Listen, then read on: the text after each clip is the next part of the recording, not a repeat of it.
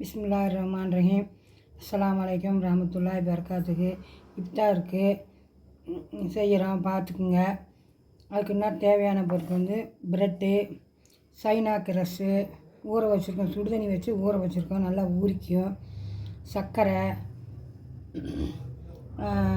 இது சப்ஜா விதை, custard powder எல்லாம் வச்சுருக்குறோம். அவங்க வீடியோக்குள்ள போல் எப்படி செய்கிறதுன்னு காட்டுறோம். வச்சுருக்கோம். ப்ரெட்டை வந்து பொரித்து எடுத்துக்கலாம். இது வந்து ரொம்ப ஹார்டாக இல்லாமல் அளவாக ஹீட்டாக்கி இந்த ப்ரெட்டுக்கெல்லாம் பொரித்து எடுத்துக்கலாம்.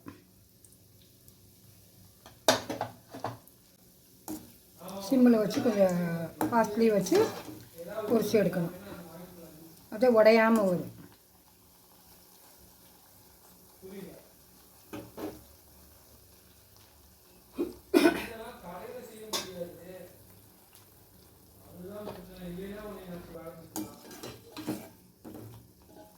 பாருங்கள், நல்லா கொஞ்சம் லேட்டாக வேக வச்சுட்டு எடுக்கணும்.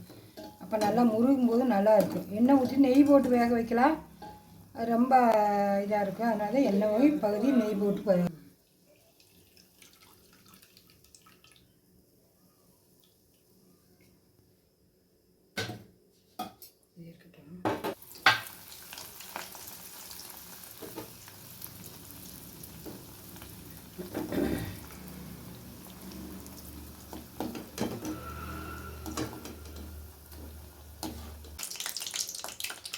வெந்துச்சு பாருங்கள்.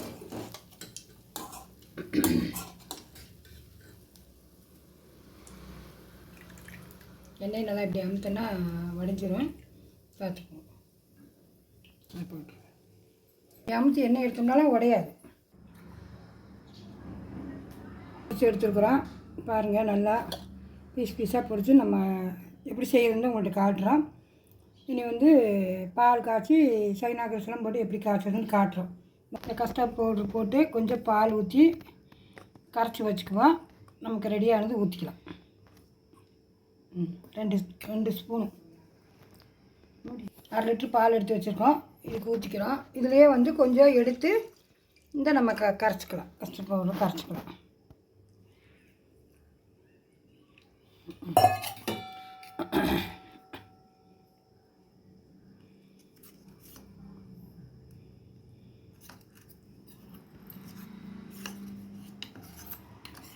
இதை வச்சுக்கலாம். கொஞ்சம் பால் கொதிக்கட்டும். சைனா கிரஸ்லாம் போட்ட முன்னாடி இது கடைசியாக ஊற்றிக்கலாம். இப்படி வச்சுக்கலாம். இந்த பால் கொதிச்சிருச்சு. இப்போ இந்த ஒரு கைவிடி அளவுக்கு சைனா கிரஸ் ஊற வச்சுருக்குறோம். அதில் போட்டுக்கலாம். இது ஒரு 10 கிராம் இருக்கும்.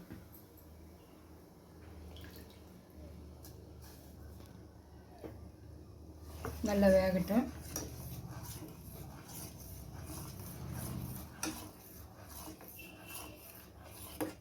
கரைஞ்சிடும். ஊற வச்சு போட்டோம்னா கரைஞ்சிடும். இதுவும் தண்ணி இந்த நல்லா சைனா கிரஸ் கரைஞ்சிருச்சு பாருங்கள். நீ சர்க்கரை போட்டுக்கலாம்.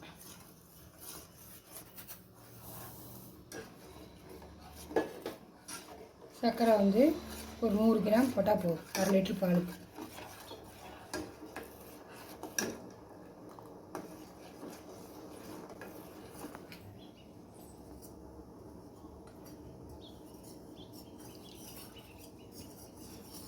நல்லா கொதிச்சிச்சு. இது போட்ட இது ஊற்றின உடனே கைவிடாமல் கிண்டணும், இல்லைன்னா கெட்டியே சேர்ந்துடும். சிம்மில் வச்சு கைவிடாமல் கிண்டணும். கஸ்டர்ட் பவுடர் ஊற்றிக்கலாம்.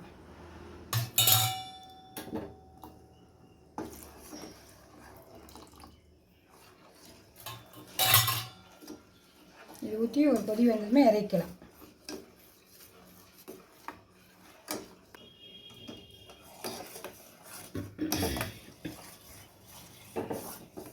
ஒரு எப்படியா இருந்தால் கொஞ்சம் நேரம் கொதிக்க விடணும். அப்போதே வந்து இந்த கஸ்டர்ட் பவுடரோட இதெல்லாம் இறங்கும்.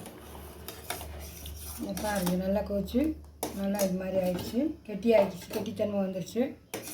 இனி நம்ம வந்து ப்ரெட்டில் ஊற்றி காட்டுறோம். இந்த ப்ரெட்டில் ஊற்றிக்கலாம். ப்ரெட் அடுக்கி வச்சுருக்குறோம், ப்ரெட்டில் ஊற்றிக்கலாம்.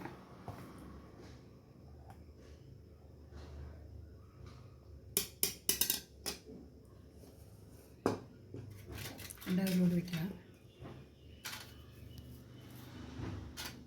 இன்னும் மேலே வச்சு இன்னொருத்த வச்சு இன்னொரு மேலே ஊற்றிக்கலாம். சூடாக இருக்குது அதனால்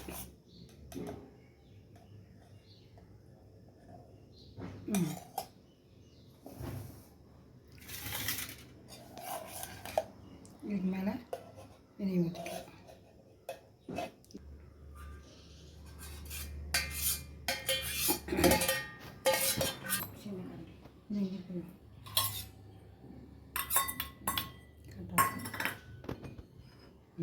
சப்ஜா விதையை அதுக்கு மேலே போட்டுக்கலாம். நக்ஸும் போட்டுக்கலாம் வேணுண்டா. நாங்கள் இப்போ நக்ஸ் போடாமல் செய்கிறோம் பாருங்கள்.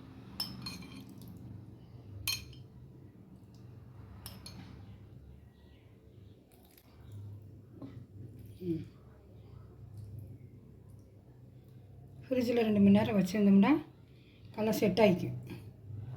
அப்புறம் எடுத்து சாப்பிட்றதுக்கு நல்லாயிருக்கும். ஃபிட்டாக இருக்குது. இது நல்லாயிருக்கும். இது மாதிரி செய்யுங்க. ஒரு 2 மணி நேரத்துக்குள்ளே 1 மணி நேரம் கூட போதும். வச்சு எடுத்துகிட்டு காட்டுறோம் உங்களுக்கு. பாருங்கள் எப்படி இருக்குதுன்ட்டு. நல்லா வந்து இறுகி இருக்குது. இனி பாருங்கள், இனி எடுத்து சாப்பிட வேண்டியது. இதே மாதிரி இஃப்தாருக்கு செஞ்சு நீங்கள் சாப்பிடுங்க. இந்த மாதிரி பன்னு இந்த இதுவும் எடுத்து அப்படியே நம்ம சாப்பிட வேண்டியது. மேலே வந்து கலர் போடலாம். லைட்டாக நாங்கள் எல்லோ ஃபுட்டு கலரும் 2 கலர் போட்டிருக்கோம் பாருங்கள். இது மாதிரி அப்படியே வந்து சாப்பிட வேண்டியது. நம்ம ஷேர் பண்ணுங்கள், சப்ஸ்கிரைப் பண்ணுங்கள், லைக் பண்ணுங்கள், சப்போர்ட் பண்ணுங்கள். அஸ்ஸலாமு அலைக்கும். இதே மாதிரி நோம்பு டயத்தில் செஞ்சு சாப்பிடுங்க.